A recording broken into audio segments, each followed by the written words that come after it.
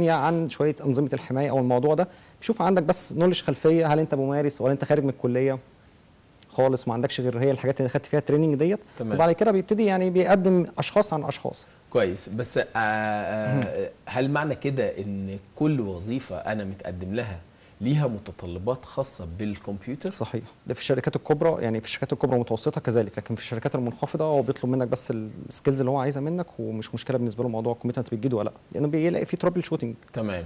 فالكبرى والمتوسطه بيطلب منك طبعا يعني حاجات كتيره جدا. دي اللي انا يعني ايه متطلبات، وانا مش داخل على وظيفه تخص الكمبيوتر او الانترنت. بالظبط. يعني انت حضرتك عارف مثلا ان باي ديفولت لازم يعني الطبيعي ان انت يكون معاك ICDL.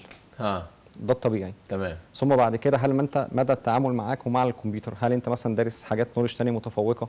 تمام. ده احنا بنتكلم كل ده على الوظائف اللي هي الناس اللي ما لهاش علاقه خالص بشغل الكمبيوتر يعني. تمام. واللي ليها علاقه بقى بالكمبيوتر. اللي ليها علاقه ده الله يكون في عونهم بقى. اللي ليها علاقه ده بيطلبوا منك سيرتيفيكيشن لكذا حاجه، وبيتاكدوا من السيرتيفيكيشن ديت ان انت مش واخدهم حد مساعدك فيهم، مع ان بيبقى صعب ان حد يساعدك فيهم، لان في دبلومات وحاجات انت بتاخدها بتقارن يعني في الدول الاجنبيه كمان بمستوى الكليات. يعني ممكن تاخد كورس خارجي مع شركه خارجيه من غير ما نذكر اسماء. تمام. يعني بس هنقول مثلا مايكروسوفت مثلا، حاجه من مايكروسوفت، الدبلومه دي تعادل كليه هندسه عندنا. كويس. فطبعا بتبقى حاجه ليها قيمه كبيره جدا. تمام. فعايز يتاكد ان انت فعلا بروفيشنال، مش واخدها بديجري. جميل. وضع يكون. نروح بقى للكمبيوتر نفسه والفيروس. تخصصنا. مشكله مصر كلها. فيروس على الفلاشه، فيروس على السي دي روم. انا الفيروس دلوقتي لما يجي يخش عندي انا مطلوب مني اعمل ايه؟ هناخدها خطوه خطوه كده. تمام. لو حضرتك مبتدئ في حاجات بسيطه بتقدر تعملها، اللي هي اول حاجه ان انت طبعا ما بتعملش حاجه وتاخد الجهاز وتنزل متخصص. ده الطبيعي. دي اول حاجه، عشان انت بتخاف ان انت تبوظ حاجه. طبعا هو اي مشكله بتحصل في الجهاز هي متعلقه في مخ يعني الشباب او الشعب عندنا اللي هي لها علاقه بالفيروس، لكن هي ممكن تبقى ليها علاقه بالسيستم بعيد عن الفيروس. تمام. بس لو يعني عامه الفيروسات مثلا يعني كنت انت شايفها او متابع حاجه حصلت قبل كده بروبلين او الكلام دوت، تقدر بكل بساطه لو انت يعني متوصل على الانترنت تقدر ان انت تنزل حاجات من برامج الانتي فيروس اللي بتعرض عنها المجانيه. يعني مش عايزين نقول اسامي او حاجات معينه. لا مش عايزين نقول اسامي خلاص، ما يبقاش ماركتنج ليهم او الكلام ده. بس لو عملت سيرش في جوجل هتلاقي يعني في لا في كتير ومجانيه، وتقدر ان هي فعلا تشيل لك في الخفيف وفي التقيل. بالظبط. يعني دي بقى برضو محتاجه انا مقسمها لك اهي برضو. انا مقسمها لك. اغلبيه المواقع اللي بتعلن عن الانتي فيروس، وعلى فكره وبالمناسبه اللي بيصنع الانتي فيروس هي شركات الانتي فيروس، واللي بيصنع الفيروس هي شركات الانتي فيروس برضو. تمام. فهي اللي بيصنع الاثنين تشتغل. طبعا. عشان طبعا فيرجن جديد كل ما يصنع حاجه اقوى هو الوحيد اللي بيقدر يسيطر عليه، فانت تشتغل عليه. تمام. ده بالنسبه للجزء الفري. لكن لو عملت سيرش عن يعني اعلى 10 انتي فيروس في العالم مثلا، فهتلاقي في ترتيبات معينه بتشوف ايه اللي بيناسبك على حسب امكانيات الجهاز، لان هو ليه سبيكس معينه كده اهوت بيطلبها هاردوير منك، وتقدر ان انت تشتريه لو عجبك مجاني. يعني لو جربته مجاني ولقيت فعلا الانتي فيروس دوت ليه كنترول كويس، مش بيضعف الهاردوير بالنسبه لك، سريع، سهل الفهم بيك، الكلام ده كله تقدر ان انت تشتريه، وبكده يبقى انت بتحصل على منتج تكلفته عاليه الانتي فيروس؟ لا خالص. ده حتى بقى في مصر بقى تكلفته يعني ما يقرب من 30 جنيه فيما فوق. ايه ده؟ لا بجد؟ ال1 يير للسنه. تمام. بس يعني يعتبر برضك مش قيمه ان انت بتحمي نفسك يعني لمده سنه بكوست 30 جنيه، مش قيمه يعني. تمام. ويعتبر اغلى حاجه ما تعديش 100 جنيه يعني. بس كده رخص جدا جدا. يعني انا كنت اعتقد ان هو واصل ل 300 وشويه و400. هقول لحضرتك السبب في ده. اقبال الشعب المصري على استخدام الكمبيوتر بعدد متزايد يوميا. انت عارف ان احنا على الانترنت تقريبا استخدامنا حوالي 33 ل 35 مليون مواطن.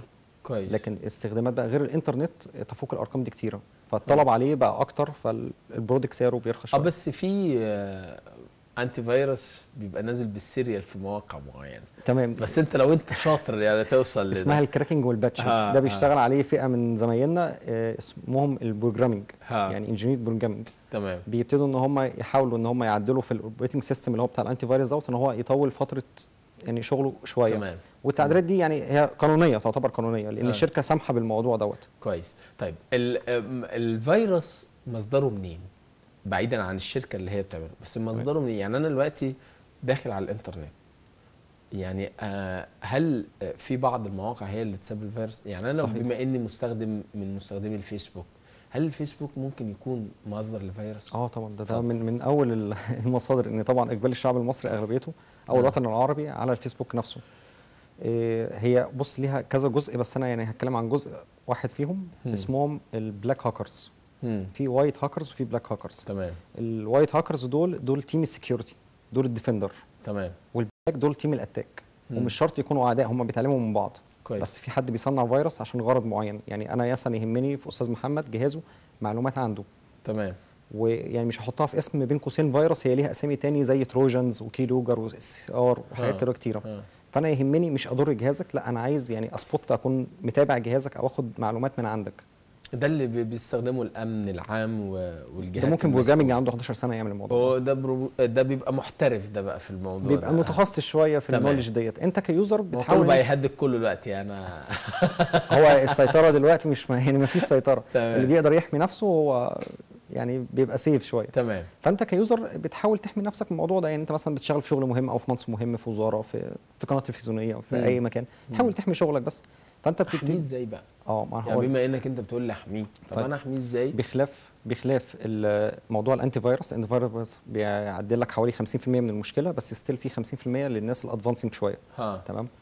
اول حاجه لو حضرتك بتتابع على الفيسبوك او على الويب سايتس، ما يعني بلاش تكليك او تعمل داونلود لحاجه من الاعلانات او الحاجات اللي بتبقى شائعه، او الحاجات اللي تلاقيها يقول لك شوف مين زار بروفايلك، شوف مين ايوه في وظيفه في البنك الفلاني، شركه فلانيه بتعلن عن 3000 وظيفه. عشان ما نقولش الحاجات اللي بتحصل حاليا الايام دي. ما تحاولش ان انت يعني تتبع الكلام ده. تاني حاجه لو انت حضرتك بتعمل داونلود يعني ابديت لشغلك او حاجه الملفات ليك، ما يعني اعمل داونلود للحاجات اللي ليها مواقع رسميه بتاعتها، يعني مثلا من شركه مايكروسوفت، من الشركه الفلانيه، اوبريتنج سيستم معين. في حاجه تانية بقى الناس بتريحها اكتر بكتير، ان انت ممكن تغير استخدامك. انت عارف اكتر 3 اوبريتنج سيستم في العالم اللي هو الويندوز، ماك، واليوبنتو او اللينكس او اليونكس حسب استخدام الشخص. طبعا الماك ليه ديفندر اعلى شويه. تمام. فالناس بتحاول تغير اوبريتنج سيستم ماك بحيث ان يبقى موضوع اغلبيه الفيروسات اللي بتعمل على الويندوز لا تعمل على نفس البرمجه بتاعه الماك، لان البرمجه اتغيرت. تمام. فبالديفنس اكتر. في ناس بتشتغل على لينكس وبرضه الديفنس اقوى بكتير. كويس. فتقدر يعني تتبع خطوه من الخطوات دي كلها، وطبعا باستمرار. طبعا لو انت يعني بس انا عايز اعرف ايه الفرق ما بين الويندوز والماك. دلوقتي المشاهد العادي دلوقتي هو سامع ايه الماك ده بيعمل ايه؟ هو يعني الفرق ده كبير قوي، بس ممكن نقول ان ده اوبريتنج سيستم لهاردوير معين بامكانيات معينه، نظام لكل يعني لكل يوزر بيختاره الاسهل والافضل للناس. وانا برشح لهم الموضوع دوت ان هو يستخدم الويندوز. هو الويندوز على فكره كبير جدا وقوي جدا، بس محتاج يوزر يعني عالي شويه، يعني عنده نولج شويه، مش لسه مبتدئ.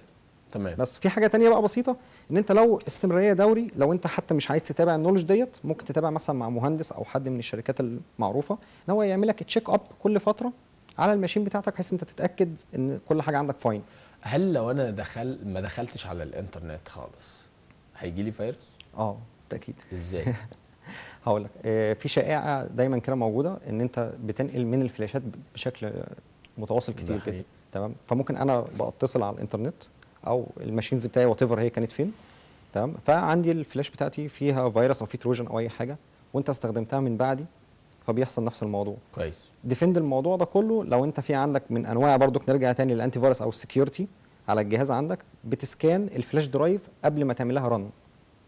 لازم اعمل سكان على الفلاش قبل ما اشغلها، او هارد ديسك او اي حاجه تعمل لها رن. ده يعني احسن ديفندر بالنسبه لك. لو كان الاوبريتنج سيستم اللي عندك فاين وجود وانت مشتريه بريميوم، هيشيل لك طبعا الفيروسات دي كلها او اي حاجه تضرك. مجرد ما احط الفلاشه هيديني منت في ساعتها حضرتك مجرب شكلك. تمام. لو ما كانش شغال فاين هيضر حضرتك. دي حاجه. تاني حاجه ان انت ما توصلش الجهاز بتاعك باي نتورك تانية انت ما تعرفهاش. لا، ايه مقصودك ان انا ما اوصلهاش باي نتورك تاني؟ هقول لحضرتك. الشائع ان انت ممكن يبقى مثلا في سايبر او في شركه الوصله بالظبط كده، وادفع 25 جنيه او 30 على حسب المكان. على حسب المكان. تمام. هقول لحضرتك. المهندسين حتى النتورك هيبقوا حتى اكثر درايف في الموضوع دوت. الشركات دي او المؤسسات دي بيبقى عندهم حاجه اسمها سيرفر. السيرفر دوت ده ماستر سي بي يو، يعني الجهاز الرئيسي بتاع المكان. تمام. والكل اللي حواليه دول بنسميهم كلاينت، عملاء عنده. تمام. عشان بس تبقى القيمه، يعني هو السيد وانت عميل. تمام. فانت لما بتخش بتلوج ان في وسط النتورك ديت، بتوصل بس كيبل او لسه او الموضوع دوت، فانت بقيت تحت سيطرته بكل سهوله وشرعي. واقدر يخش على الجهاز بتاعي وياخد كل المعلومات بتاعتك، ويقدر يشيل الروتنج سيستم، ويقدر ياخد الداتا بيز ويشاهد معاك الجهاز ويتحكم فيه كمان. طب انت رامي كده، يعني احنا بنقول لكل الناس اللي داخله في نظام الشبكات، الناس اللي واخدين الوصلات بتاعت الانترنت، ان الشخص اللي موصل لهم الوصله دي عنده المقدره ان هو يخترق جهازه ويعرف التفاصيل الكامله عنه. ده صحيح، وده بالفعل اغلبيه الناس عارفه الموضوع ايا ده. كان بقى نيته حلوه نيته وحشه، بس دي بالظبط كده. قاعده لازم نكون احنا فاهمينها. هو موضوع السيرفر معمول اصلا، يعني السيرفر ده بيبقى ماشين برضو من ضمن الاجهزه، بس بيبقى ماشين قويه شويه، معمول عشان هو يعمل لك ديفندنج، يعني يعمل زي حماية. شيلد عليك عشان يحميك. فطبعا يعني نرجع لنقطه الانتي فيروس تاني، ان هو ممكن يبقى عليه اوبريتنج سيستم انتي فيروس يحمي النتورك والشبكه كلها، وحضرتك ككلاينت عنده مش محتاج ان انت تبقى انت وري قوي ويعني في بروبلمز عندك الموضوع ده، لا هو بيدفنتك بشكل كامل من كل حاجه حتى مجال الانترنت. تمام. طب انا لو نزلت انتي فيروس، عايز دلوقتي احدثه ازاي؟ يعني هي اغلبيه الانتي فيروس ولا ننزله متحدث اوتوماتيك؟ هقول لحضرتك اليوم اللي حضرتك بتختار فيه عشان تجربه تجربه يعني مجانيه او هتشتريه، بيبقى واخد اللاست ابديت بتاعه، يعني احدث فيروس نزل في العالم بيبقى الديفند الانتي فيروس دوت واخد الابديت بتاعه. لكن فيما بعد كده بيحصل متغيرات طبعا، اكيد كل انتي فيروس بيبقى ليه، يعني حضرتك تلاحظ كده لو موجود على التاسك بار تحت، لو دوست كليك يمين تلاقيه بيقول لك ايه ابديت. يعني الكلمه ديت معناها ان انت اول ما بتدوس تعمل لانش عليه هو بيكونكت مع الشركه الام بتاعته وينزل وبياخد يعني في انتي فيروس بياخد حاجات كيلو بايت بسيطه قوي، بحيث برضه كان عندك انترنت ضعيف يقدر برضه ان هو يتواصل معاك. تمام. ويقدر ان هو يديفند الموضوع ده. انت حضرتك لما تاخد الابديت ده تعمل اسكان على الجهاز كله كامل كويس. عشان تتاكد تاني هل دخلك حاجه جديده ولا لا، وهو ما بياخدش يعني بعض الدقائق يعني. كويس. بس انا ممكن اعمل ابديت لبرنامج انتي فيروس معين ويقول لي دخل السيريال نمبر. اما هو ده كده مش طريقه شرعيه. هنا بقى الوضع. طب ما انا منزله مجاني. ما انت حضرتك منزله مجاني عشان تجربه مجاني الفتره المجانيه اللي الشركه بتسمح فيه. اللي هي شهر مثلا الشهر او نصف سنوي او سنوي، يعني وات ايفر مهما كانت الشركه. تمام. لكن لو عجبك الانتي فيروس حسيت ان هو فعلا كويس والاوبشن بتاعه كويسه معاك ومش تقيل مثلا على الجهاز ومش عامل مشاكل مع الاوبريتنج سيستم بتاعتك، تقدر تشتريه. وزي ما شرحت لك يعني هو ثمنه بسيط قوي يعني. تمام. طيب يعني في الاصابه اللي بتحصل لاي ملف، في انتي فيروس يدخل يشيل الملف كامل. ده صحيح.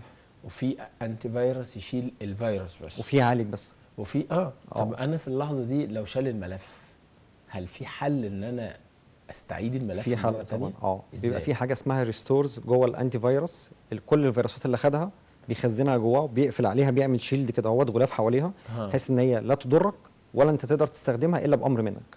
كويس. تمام. كويس. ففي انتي فيروس كتير بيعالج، بس مساله المعالجه دي بترجع للدمج اللي بيحصل على حضرتك اللي هو الضرر، يعني ما نصحش يبقى حتى المشاهد حتى متابع معانا. الضرر لو بسيط هو بيعالج، لكن الضرر لو قوي فهو كده يعني مجال ان هو يعالج بتبقى صعبه بالنسبه له. فهو الافضل بالنسبه له ان هو ما يضرش بقيه الاشياء اللي موجوده عندك. كويس. فياخده يحط في الكارانتي اللي هو في الشيلد اللي احنا اتكلمنا عليه لغايه لما انت حضرتك تحب تسترجعه تاني وتبتدي تشتغل عليه. كويس. طب انا لما هسترجعه برضو بالفيروس؟ طب والحل؟ ما هو دلوقتي حطك بين اختيارين. يا اما هتشتغل بيه وهو كفيروس بحيث ان انت لو في معلومات بسيطه عايز تاخدها منه، فنعتبر ان هو ملف اكسل عشان نبسط للمشاهد. تمام. ملف اكسل فيه شويه حسابات وملف فيروس. كويس. والدمج بتاعه عالي جدا، فراح داخل جوه الانتي فيروس راح عامل عليه شيلد وقال لك الفايل دوت يعني دمج هيضر بقيه الجهاز. فانت حضرتك رحت واخد بقيه الداتا بتاعت الجهاز نقلتها في هارد اكسترنال، بقى الجهاز فاضي خلاص مفيش داتا مهمه بالنسبه لك. عملت ريستور للفايل، رجعته تاني من اول وجديد على الجهاز، مش مشكله الاوبريتنج سيستم حتى لو اتضرر هتغير الويندوز تاني. فتحت السيتنج بتاعته، فتحت الملف، اخدت البيانات بتاعتك كلها. تمام. غيرت اوبريتنج سيستم كده خلاص بقى الموضوع كلير، ومعاك نفس الداتابيز اللي انت خدتها من الملف ورجعت الداتابيز تاني تمام مكانها زي ما كانت، في عمليه لا تستغرق اكتر من ساعتين. طب هو الفيروس بيروح للداتا ولا بيروح للملف؟ الاثنين. هو اكتر حاجه بيصيبها يعني الفيروس وبقيه التتابع ليه، لان يعني اصل يعني كلمه الفيروس دي بقت دلوقتي صغيره، بقى في حاجه اسمها تروجن بقت اقوى، SCR بقى اقوى، باك دورز وباك اوس، يعني مواضيع كتير. بيروح للاكتر للملفات EXE. اي ملف اللي هو يعني بيبقوا عارفينه الشباب كلهم، الملف اللي بيعمل مثلا سيت اب لبرامج او لالعاب او لابلكيشن بيروح اكتريه ليها. ثم بعد كده هو بيبتدي ياخد تدريج الملفات الاوفيس والاكسل وهكذا، واقل حاجه بيسيبها ملفات الفيديو او الاوديو. يعني احنا دلوقتي نقول للشباب لما تيجوا تحبوا تنزلوا او تعملوا داونلود او تحملوا اي برنامج خاص بالانتي فيروس، يدخلوا على مايكروسوفت ينزلوا منه؟ ممكن يعني انا مش عايز اماركت لشركات معينه، بس ممكن نقول اسم واحده بس، هي دي شركه جيده جدا يعني الناس هتستفيد منها. خلينا في اللي هي ليها علاقه اللي هي معروفه واللي الناس بتاخد منها هو كله معروف.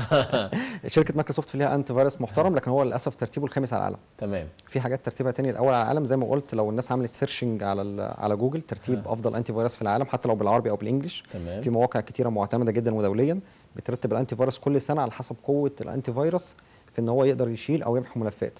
ده بالنسبه لو يوزر بيستخدم كلاينت عالي، لكن بقى في ناس هيهمهم الامر اكتر اللي هم اصحاب الشركات والمؤسسات المتوسطه والعليا. بيبقى عندهم طبعا سيستم كامل، اوبريتنج سيستم كامل يعني، واي تي مانجر واوبريتنج سيستم لموظفين معينين عندهم السكيلز ديت. السيرفر الرئيسي اللي احنا اتكلمنا عليه هو ده، السيرفر ده بياخد الانتي فيروس والابديت بتاعه ويبتدي ينشره على كل الاجهزه في نفس الوقت ويحميهم من غير ما حضرتك تبقى انت يوزر او تبقى انت محاسب زي ما قلنا في الاول وعندك النولج ديت ومحتاج ان انت تامن او تمنع الفيروسات بتاعتك. طبعا في مشاكل كتيره بتحصل، السيرفر ده طبعا بيحلها وبيحل كنترول ليها بالنسبه لك. يعني انت لو موظف مثلا مش جيد وحبيت تلعب بالداتا بتاعت الشركه او الكلام ده، السيرفر مش بيسمح لك. تمام. لو حبيت انت تنزل الفيروس يعني تعمدا عشان تضر الشركه او المؤسسه او تعطل شغلك، السيرفر مش بيسمح لك. حاجات كتيره زي كده. فده طبعا بالنسبه للشركات بيفيدهم قوي قوي موضوع السيرفر دوت، وان في حد بيبقى اي تي مانجر بيقدر يمانج الموضوع ده. رامي، في نهايه اللقاء الرساله اللي نوصلها للشباب اذا كان تنميه مهاراتهم في التعامل مع الكمبيوتر او كيفيه التعامل مع الانتي فيروس، فتقول لهم ايه في نهايه اللقاء؟ يعني انا اتمنى من كل الشباب يعني الجامعيين وقبل الجامعيين ان هم يقدروا يتبعوا المؤسسات والشركات اللي بتقدر تديهم اديوكيشن فعلا ان هي تاهلهم لسوق العمل ده في البدايه. تاني حاجه لاستخدامهم، لان اول وورلد كمبيوترايزنج، كل حاجه في العالم دلوقتي بتشتغل بالكمبيوتر. فانت لو ما مشيتش مع المجال دوت وابتديت تعرف عنه نولج كبيره جدا، صدقني يعني هتندم وهتبقى من الناس المتاخرين. فاتمنى ان انت تحاول تعمل ابجريد لنفسك بشكل اكبر بشكل اوسع من بدايه الدراسه حتى الان. رامي اسحاق عزيز، استشاري نظم معلومات، شرفتني ونورتني وبتمنى لك التوفيق وان شاء الله موفق دايما. ميرسي جدا، ميرسي ذوقك جدا يا استاذ محمد، وميرسي للبرنامج. اهلا بيك. شبابنا مشاهدينا في كل مكان، نقلنا الاحداث اللي حصلت الاسبوع الماضي، كل منا له وجهه نظر وله راي. عرفنا ازاي نتعامل مع الانتي فيروس ونتعامل مع الفيروس، وكمان ايه اللي احنا محتاجينه لما نكون رايحين وظيفه، ان احنا نعرف متطلباتها في اهم البرامج اللي انا اقدر اتعامل معاها مع الوظيفه في الشغل الجديد، اذا كان بقى في التجاره، في القانون، في الاذاعه. فكل الامور بتبقى محتاجه تدريبات ومحتاجه برامج نقدر نستخدم فيها الكمبيوتر والانترنت. في النهايه انا بشكركم جدا، ما تنسوش مواعيد البرنامج جمعه سبت حد 2 من الساعه 5 للساعه 6 والاعاده من 2 ل 3 صباحا. بشكركم جدا وبقول للساده المشاهدين السلام عليكم.